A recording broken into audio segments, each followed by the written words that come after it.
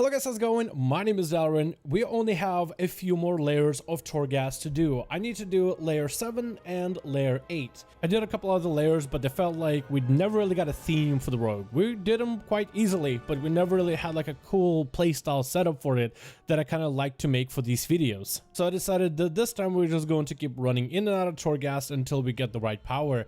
And I got a nice surprise for all of you. Why do I look translucent? Because I'm waiting on the best ability for rogues. First steps, as subtlety, massive eviscerate damage is what we are really going to try to do. It's a little disappointing that the game gives us last blade because that's also eviscerate damage, but we are going to be playing the first steps build. What first steps allows you to do inside of Torghast is on grapple hook and shadow step, makes enemies debuffed where they take 400% more damage from your next finishing move.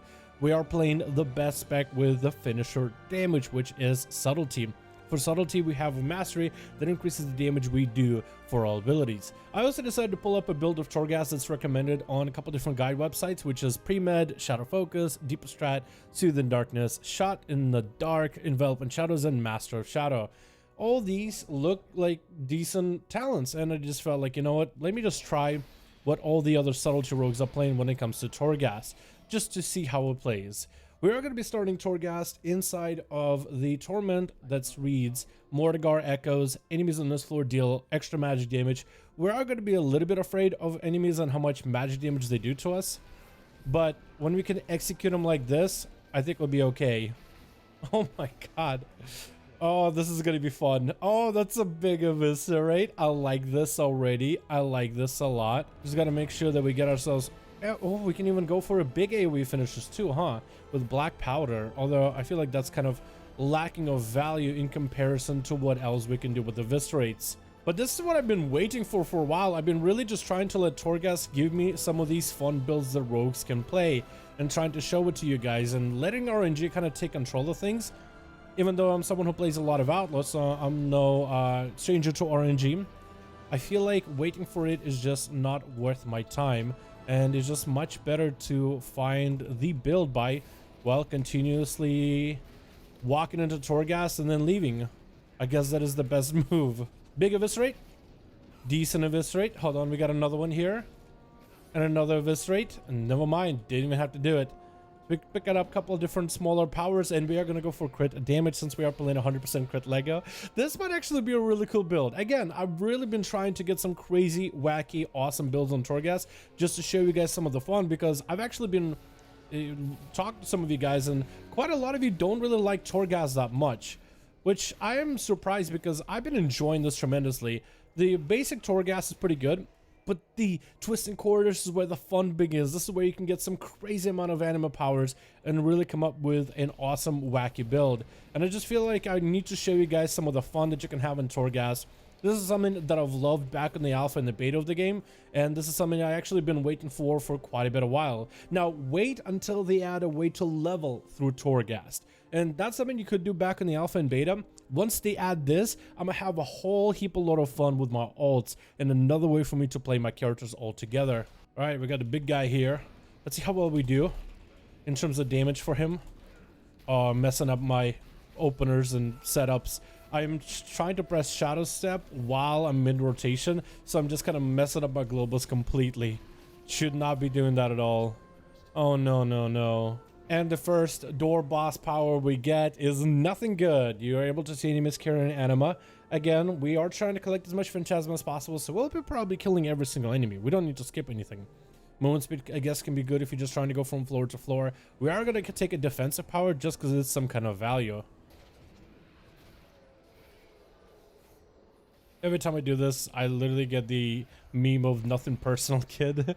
Teleports behind you, nothing personal. That's all I can think about every single time I do this, dude. Oh my god. How is the final boss going to survive? Especially when I use it in the opener, like, properly. Because if I can get a proper opener, Shadow Step, let's just eliminate him for the 100% crit. This is going to be so good. I really hope I get some really nasty, nasty powers to kind of combine into this playstyle. Next power we get is going to be, ooh, Restless Onyx Geode. Every time we Shadow Step, we gain a defensive. since we're going to be shadow stepping a lot, that just makes all the sense in the world. I usually like to chain this one together with the grapple hook when I play Outlaw, but we are going to basically try to apply that mentality to the subtlety playstyle as well. Oh, next power we get. Abilities cool down faster, but your physical damage and healing is reduced. Yeah, we can't go for it. We have to go with distracting charges, which is actually going to combo pretty well into our opener. We start out with 100% critical strike from the get-go, and we kind of open up on enemies and we blow them up. That's really not a bad of a deal. Oh, big damage. Oh my god. That was so good. Wait, that was actually insane. I don't think it actually calculated what we just did to that guy. Yeah, it just didn't even register. Okay, what do we have? We can just go for a health buff, or every 12 seconds, a gaze of death surrounds an enemy, making them take more damage, anywhere between 1 to 50% more damage, or you are unable to lose more than 25% of your health from a single attack. So this is good for any attacks that you're expecting to just get one shot from.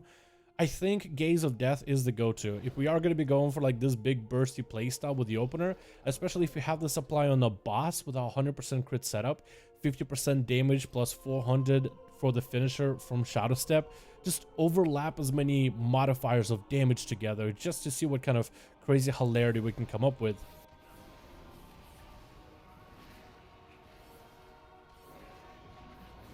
Oh my god, just absolutely obliterated that guy. Your attacks have a high chance to steal health from your enemy, equal to 10% of your maximum health, or the first to damage an elite enemy, deal additional damage to half their amount of health. This occurs 3 times, and then this effect is lost, and you gain 30% maximum health. Do we want to gain more more health, or do we just want to deal more damage based on health? I think damage based on health might be the better choice in my opinion. Because if we are, let's say, bursting someone down and then this thing procs a lot, and maybe then we can go for really ridiculous one-shots, but maybe the health one is a lot stronger of a choice.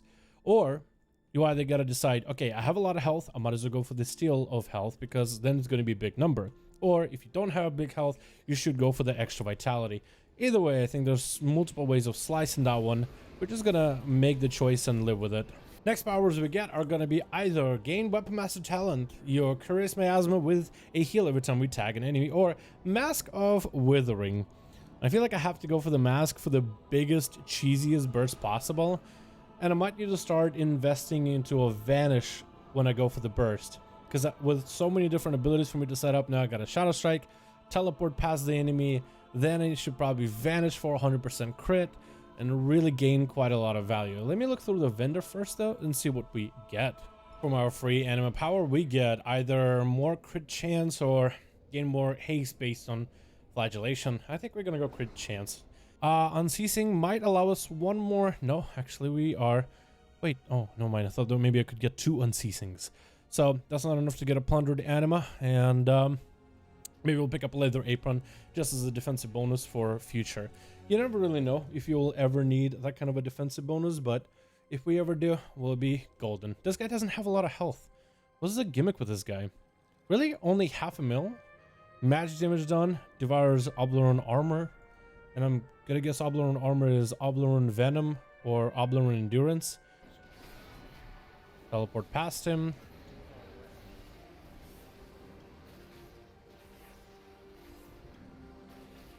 Oh, that was a huge hit. What is that? How hard did that hit? Oh my god. How hard did that hit? We vanished at some point. 50k, 109. We're only on the first, like, set of stairs of Torg. Jesus, that was a lot. Next power we get is going to be either Jack of all trades that gives you Vendetta, which would be beneficial for us. So we are going to get Vendetta. The other two are pretty good, but Jack of all trades is the best one. I mean, Jack of all trades is good, but there's no build you can make with it. Like, it's good for any type of playstyle. If you get super unlucky with powers, Jack of all trades is always going to be good. Oh, there's a Dredger. Whoa, what the? What? Oh, these guys.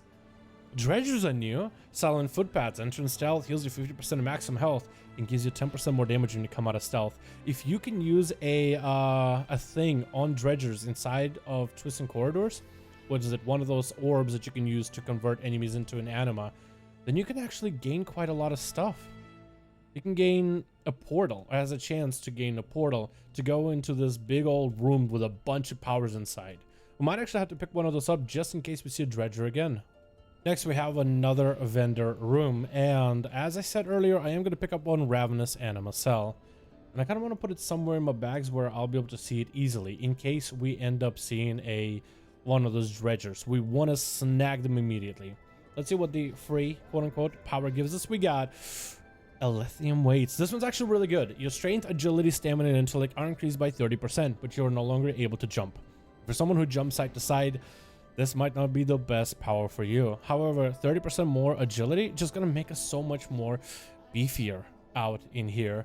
We also, I think, we could pick up silent foot pads, but more damage than last blade, I think, is a must-have. So if we didn't have to buy ravenous anima cell, which I just want to have one just in case, because you never really know if you meet another dredger.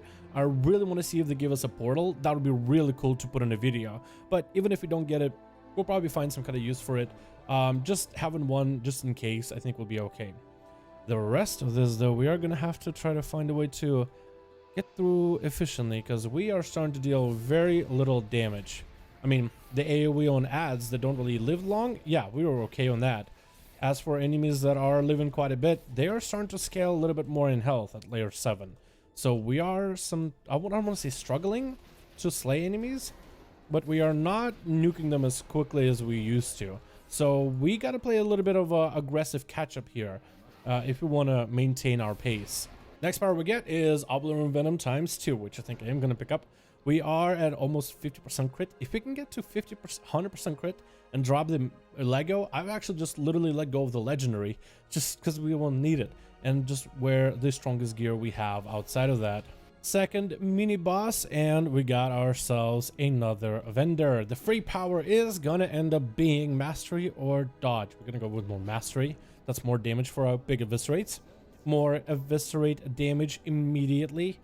We could go for more plundered anima, but I feel like unceasing chain link at least adds even more damage to what our shadow strikes do, and more shadow steps, putting him down to 12-second recharge for 2 charges, makes it pretty good. Actually, we have enough to spend on one anima cell, so let's see what we got. And we didn't get anything good. I guess I'll go for bloating fodder. That'll be pretty good for clearing mobs in future rooms. And let's pick up Oblaron Winds. A little bit of haste is not the best stat, but still pretty good.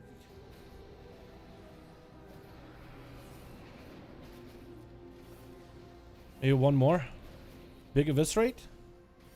Was that as big as my Eviscerates go? Oh no, I guess this boss might not be a good thing. Oh no.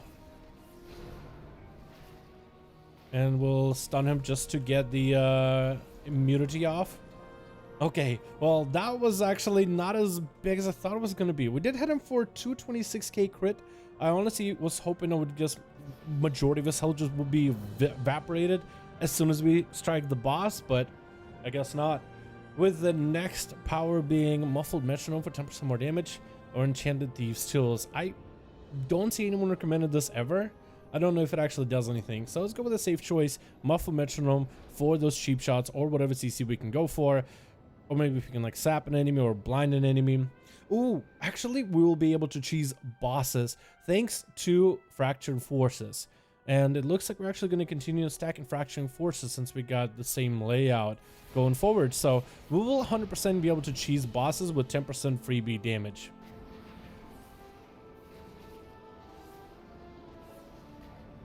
A nice 260k. Can we make that over 300 or 400?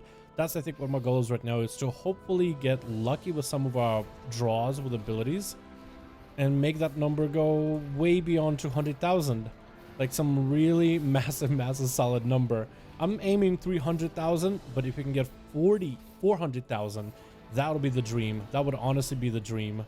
Ooh, another Eviscerate damage increase. And I guess movement speed in the hallways. So we are going to try to utilize this while sticking to anything that's... I guess it doesn't matter if it's a wall, right? As long as it's just like some kind of an object. Yeah, as long as we hug the wall, it should be able to get through floors really quickly. But even more Eviscerate damage? Let's go. That's exactly what we need. Oh, getting really close to that number, boys. Almost 300,000. I think we're going to reach it. Oh, okay. I didn't think that these guys would be here for some reason. Why did I think it was just gonna be that easy? He does at least drop a power, so I guess I can't be mad. Let's go with the one where cures miasma just so we can gain some healing. Oh my god, this guy is really starting to hurt. I actually had to back up for a second. Just because he's a little bit intimidating. Oh, okay. I guess he'll just teleport to me. Is he gonna constantly evade? At some point stop evading? Oh my god. Wait a second. This is actually nuts. Wow. Don't shadow damage is a chance to blind the target. Yes, please. I think we need that. Because the final boss hits nearly as hard as this guy does. This is going to be quite rough. I can't believe we went from a build that was supposed to be the one-shotter to being the one-shot T. And we've been doing this run for quite a while. I feel like I've been here for 2 hours at least. So this is a really long run. And I'm hoping that the boss is maybe at least a little kind to us. Oh no, he did not reset. I vanished and he reset on me.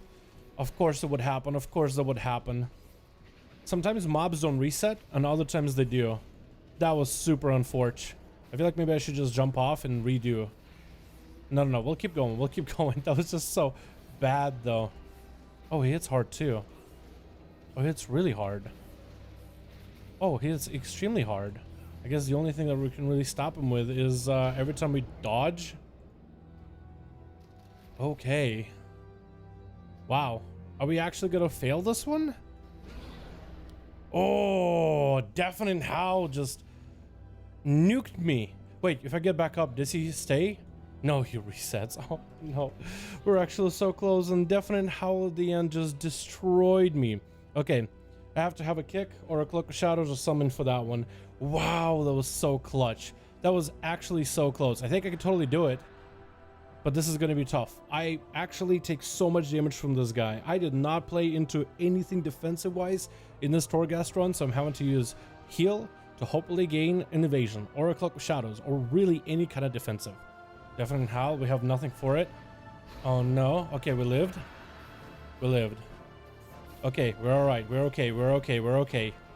Oh no, we're not okay. We're not okay. We're very much not okay. Oh no, I had it so close, so close. Oh, doing 659k damage with Eviscerates apparently isn't enough.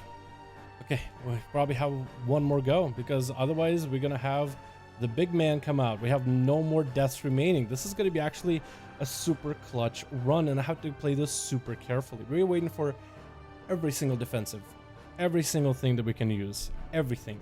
We'll hopefully gain evasion here. We did for a bit. Good. We have a kick available soon. We'll go for a stun here. Kick here. We get evasion. We need evasion really bad. Need evasion. We're not going to live without evasion. We have to blind him. Nope. Incorporeal. That's fine too. We need evasion really badly. We got evasion. Good.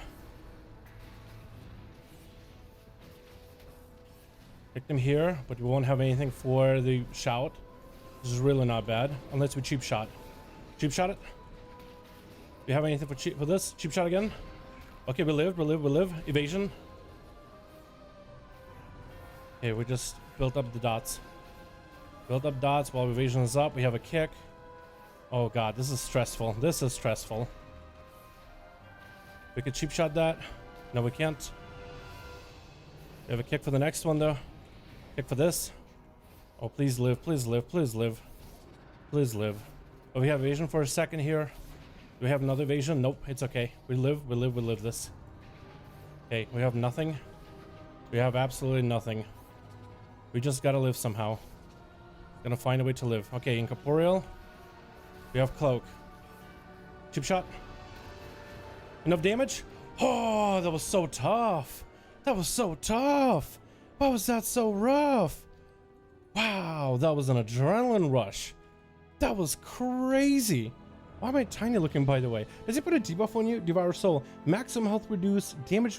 He actually nerfs me? I didn't even realize he nerfs me. I didn't even realize that was a mechanic. Oh, wow. 600,000 was my previous attempt with an Eviscerate. That's how hard we can hit, but none of this damage matters at all inside of Torghast unless you got some defensive powers. So you have to balance these. You have to balance these as best as you can. What is this? Dodging extends duration of evasion by 1 second. Did that help? I think I had the luckiest cycle of evasion. I actually had it up for 76% of the time. Probably the coolest Mage Tower experience that I've missed from Legion for quite a while. But that's gonna be my run for layer 7 of Torghast. Layer 8, I think we were probably gonna finish off as Outlaw. The next time I do it, maybe even bring a friend for a boss one shot if possible. But thank you guys so much for watching this video. I do hope you guys enjoyed. Let me know your thoughts in the comments below, and I'll see all of you guys in another one.